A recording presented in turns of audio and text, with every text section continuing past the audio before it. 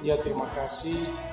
Yang kita lakukan pada saat ini adalah melakukan gotong royong dalam rangka persiapan menyambut menjelang pelaksanaan Festival Pesona Ekula yang dirangkai dengan peringatan hari ulang tahun ke-17 Kespara.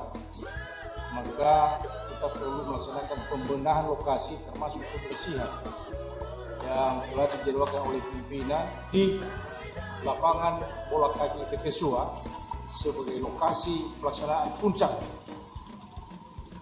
FPA dan Hari Jadi 17 Kabupaten Jepara. Dan Jumat ke depan kita akan melanjutkan di Pantai Sirombo sebagai salah satu lokasi pelaksanaan kegiatan. Kita menghimbau dan mengharapkan kiranya seluruh masyarakatnya Jepara, baik yang ada di dalam wilayahnya Jepara dan juga yang berada di wilayah di luar Jepara, supaya mendukung pelaksanaan kegiatan ini. Festival Pesona Ekula. Yes.